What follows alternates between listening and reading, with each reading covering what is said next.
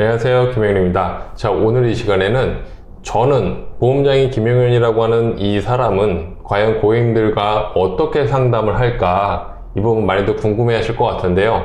저의 상담하는 내용을 여러분들과 함께 공유를 하고자 합니다. 일단 저는 일반 상해 후유장애를 굉장히 중요하게 생각을 해요. 왜 그러냐면 보통 설계사들 보면 일반 상해 후유장애를 의무가입이다라고 해서 그냥 최선의 보험료로 가입을 하려고 낮게 책정하는 경우가 있는데, 그렇게 하지 마시고 가급적이면 1억 이상으로 잡았으면 좋겠어요. 물론 일반 상해 후유장애 1억을 잡기 위해서는 일반 상해 사망도 같이 연계돼서 들어가는 경우가 다소 있기는 한데, 이 일반 상해 후유장애는 저는 굉장히 중요하다고 생각을 하거든요. 왜냐하면 내가 그냥 건강한 신체를 가지고 있다라고 하면 일할 수 있는 영역이나 범위가 굉장히 넓습니다. 그런데 후유장애를 입어서 내가 한쪽 다리를 사용을 못한다든지 아니면 한쪽 손을 사용을 못한다든지 이렇게 되는 경우에는 사실 내가 할 수 있는 어떤 직업의 반경이 점점점 좁아진다는 거죠. 그리고 직업이 없는 사람이다라고 할지라도 이렇게 후유장애를 입게 되면 단순 병원비의 문제가 아니라 나중에 재활치료를 또 계속해서 해야 되고, 이 과정에서 발생되는 비용들은 전적으로 환자가 부담을 해야 되잖아요. 그래서 후유장애 보험금을 받아서 높으면 높을수록 많이 나오니까 그만큼 경제적 활동할 수 있는 범주는 점점 줄어들 것이고, 또 경제적 활동을 못하니까 생활비와 더불어서 재활치료 비용이라든지 이런 것들을 추후에 후유장애 보험금을 가지고 활용을 하셔도 좋습니다라고 많은 분들께 안내를 해드리고 있습니다. 그리고 보험의 실질적인 만기는 저는 100세의 시대라고 하지만 100세 만기를 그렇게 선호하지는 않아요. 물론 태아나 어린이들 같은 경우는 100세 만기로 물론 설계하고 가입 안내를 해드리고 있지만, 일반적인 30, 40대의 성인분들 같은 경우는 90세 만기로 설계를 해서 안내를 해드립니다. 이 90세 만기로 설계를 해서 안내를 해드리는 이유는 지금이 100세 시대라고 하지만 누구나가 다 100세를 사는 건 아니거든요, 사실. 그리고 이 보험이다라고 하는 것 자체는 내가 지금 당장 또는 1, 2년 안에 발생할 수 있는 의료사고로 인해서 재정적인 어떤 경제적 위기라든지 이런 것들을 대비하기 위함인데, 사실 90세 이상 100세 또는 80세 이상, 사실 80세 이후에는 내가 실질적으로 경제적 활동을 하거나 재정적으로다가 너무 이렇게 압박이 되거나 또는 생활비가 많이 들어가는 시점이 아니다 보니까 사실 그 이후에는 내가 지금부터 차근차근 경제적으로 준비를 해 나간다라고 생각을 하면 되거든요. 그래서 너무 먼 미래를 생각하기보다는 90세 만기로 설정을 해 놓고 지금 당장 어떤 의료사고에 근거리에 있는 의료사고를 준비를 하는 이런 설계를 가지고 안내를 많이 해드리고 있습니다. 그리고 보면 그중에 이제 암진단금을 가지고 말씀을 드리면, 저는 특히나 다른 것들은 90세를 간다 하더라도 암진단금은 80세 만기로 설정을 합니다. 왜냐하면 이 암진단금이라고 하는 것 자체는 사실 지금은 치료비의 역할보다는, 치료비는 실비로 되기 때문에 치료비의 문제가 아니라 진단금은 생활비의 역할이 크거든요. 그러면 내가 80세 이후까지 뭐 생활비를 벌어야 되냐 이렇게 생각을 할 수도 있고요. 근데 80세 이후에까지도 생활비를 버는 사람은 거의 없잖아요. 거의가 아니라 거의 뭐 한 90% 이상이 없다라고 저는 생각이 들거든요. 80세 이후에도 생활을 위해서 뭔가 돈을 번다라는 사람들은. 그리고 또 암 발생률이 사실 65세가 넘어가면 그 이후에 초진을 받는 사람들은 극히 드뭅니다. 물론 있어요. 80세 이후에 암 진단을 받는 사람들이 있기는 하지만 극히 드문 예를 가지고 만약에 이게 뭐 전반적으로 다 80세 이후에도 암 진단을 많이 받는다 이렇게 생각할 거는 아니다라는 거죠.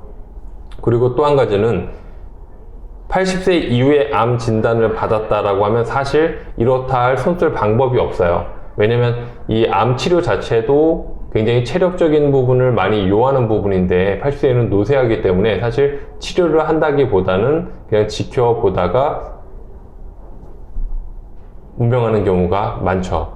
그리고 65세 이전에 암 걸릴 확률이 큰 건 그만큼 건강검진 시스템이 잘 돼 있다 보니까, 지금은 직장인 같은 경우는 매년 건강검진을 해주고, 그리고 일반적으로 직장인 이외의 사람들은 국가에서 2년에 한 번씩 건강검진을 해주기 때문에 암을 조기에 발견하는 어떤 확률적인 부분이 점점 높아진다는 거죠. 그래서 굳이 암 진단금은 80세 이후까지 가져갈 필요가 없다, 저는 이렇게 말씀을 드리고 있습니다.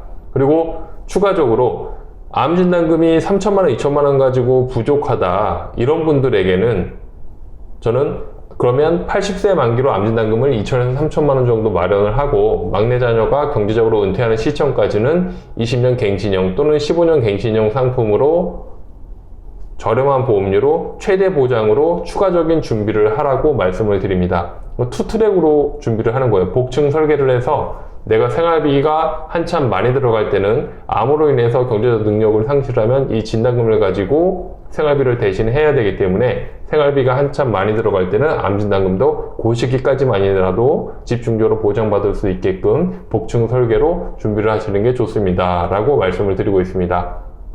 그리고 수술비와 입원 특약, 수술 특약 같은 경우에는 특정 질환 수술은 제외하고 말씀을 드릴게요. 일단 실비가 보상이 되지만 실비는 10%, 20%, 30% 환자 부담액이 있어요. 그러니까 급여, 비급여, MRI 도수 치료, 비급여 주사제 같은 경우.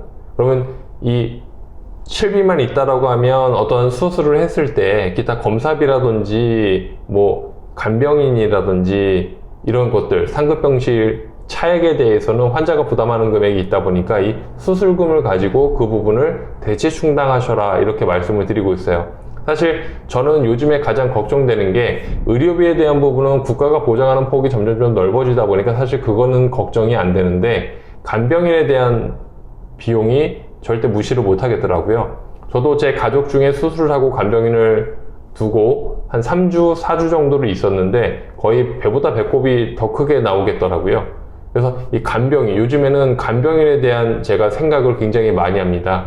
그래서 수술 특약으로 수술보험금을 받아서 상급병실을 이용할 때 어떤 부족분이라든지 아니면 간병인을 쓸 때 간병비라든지 이런 것들로 대체를 할 수가 있겠죠. 그리고 입원 특약도 마찬가지입니다. 입원 특약도 가급적 넣을 수 있을 때 최대한 많이 넣어서, 그리고 입원 특약이 상해 같은 경우는 비교적 저렴한데 질병 같은 경우는 굉장히 비싸거든요. 그러면 요즘에는 회사마다 어떤 상품의 특징을 두기 위해서 일반적인 질병 입원 특약이 아닌 종합병원 입원 특약 또는 수술 입원 특약이라는 특약을 또 명목을 만들어서 판매를 하고 있습니다. 그러면 질병 입원 특약이라는 게 보험료가 비싸면 이렇게 종합병원 입원 특약이라든지 중환자실 입원 특약이라든지 수술 입원 특약을 추가적으로 저렴하게 담보를 설정을 해서 추후에 입원을 했을 때 보장을 받을 수 있도록 저는 설계를 하고 있습니다.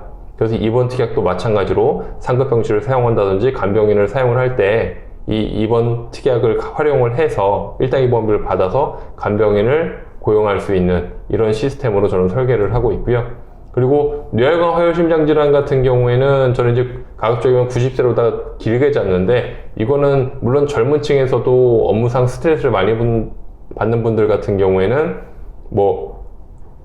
뇌혈관이라든지 뇌혈관 뇌출혈이죠. 그리고 이제 앉아서 일을 하다 보니까 사람들이 이제 고지혈이 오고 고혈압이 오고 협심증이 오고 이런 것들이 많거든요. 그래서 뇌혈관하고 화요심장 질환은 꼭 넣어서 넓은 범위이기 때문에 이 특약을 넣어서 안내를 해드리고 있는데, 요거는 이제 90세 만기로 잡은 게 보통 연령이 많으신 분들 같은 경우, 연세가 많으신 분들 같은 경우에는 이제 가을에서 겨울로 접어드는 찬바람 부는 시점에 갑자기 이제 혈관장애가 올 수가 있거든요. 그래서 요거는 젊을 때도 물론 많이 보장을 받지만 노년에 훨씬 더 많은 어떤 의료사고가 발생을 할 수 있기 때문에 조금 더 만기를 암보다는 길게 가져간다. 그리고 암 같은 경우는 생활비의 목적이 크지만 뇌혈관이나 심혈관 같은 경우는 저는 간병비에 포커스를 맞춰서 준비를 하기 때문에 암보다는 만기가 길어서 혜택을 보는 게 조금 더 유익하지 않나 이런 생각을 하고요.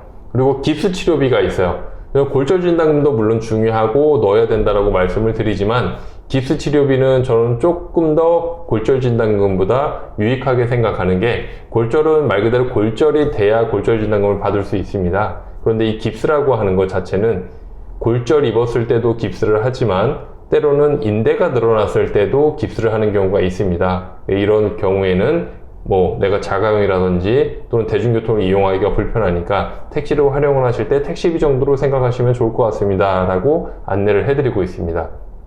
그리고 이 밖에도 종합적으로다가 설명을 드리자라고 하면 특약 하나하나를 다 말씀을 드릴 수 있겠지만, 일단 큰 맥락으로 저는 중요하게 생각을 하는 특약들을 고객들한테 이런 식으로 상담 안내를 해드리고 있습니다.